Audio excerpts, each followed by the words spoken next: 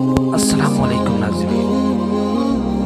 حضرت موسیٰ علیہ السلام نے ایک مرتبہ اللہ تعالیٰ سے پوچھا، یا اللہ میری امت کا سب سے بدترین شخص کون سا ہے؟ اللہ تعالیٰ نے فرمایا، کل صبح جو شخص تمہیں سب سے پہلے نظر آئے وہ آپ کی امت کا بدترین انسان ہے۔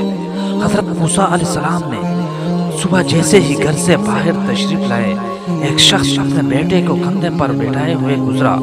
حضرت موسیٰ علیہ السلام نے دل میں سوچا، اچھا تو یہ ہے میری امت کا سب سے برا انسان۔ پھر آپ اللہ تعالیٰ سے مخاطب ہوئے اور کہا، یا اللہ میری امت کا سب سے اچھا انسان کون سا ہے، اسے دکھائیے۔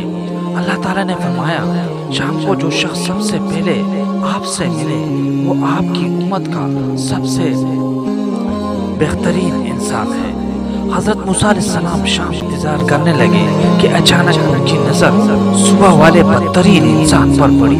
یہ وہی شخص جو صبح ملا تھا۔ حضرت موسیٰ علیہ السلام نے اللہ سے کلام کیا، یا اللہ یا رب کریم، یہ کیا ماجرا ہے؟ جو شخص بدترین تھا وہی سب سے بہترین کیسے ہو سکتا ہے؟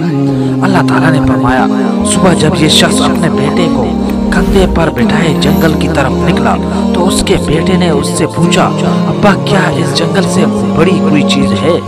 اس نے کہا، ہاں بیٹا، یہ پہاڑ جنگل سے بھی بڑے ہیں۔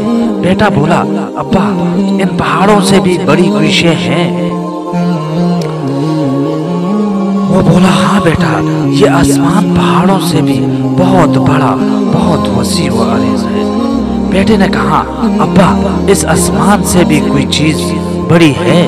باپ نے ایک سرد آہ بھری اور دکھ بھری آواز میں بولا، بیٹا اس آسمان سے بھی بڑی تیرے باپ کے گناہ ہے۔ بیٹے نے کہا، ابا تیرے گناہ سے بڑی بھی کوئی چیز ہے؟ باپ کی چہرے پر ایک چمک سی آ گئی اور بولا، ہاں بیٹا، باپ کے گناہوں سے بہت بہت بڑی میری رب کی رحمت اور اس کی مغفرت ہے۔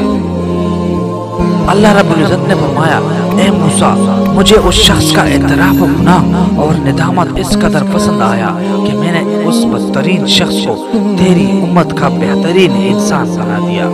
میں نے اس کے تمام گناہ نہ صرف معاف کر دیے بلکہ گناہوں نیکیوں سے بدل دیا۔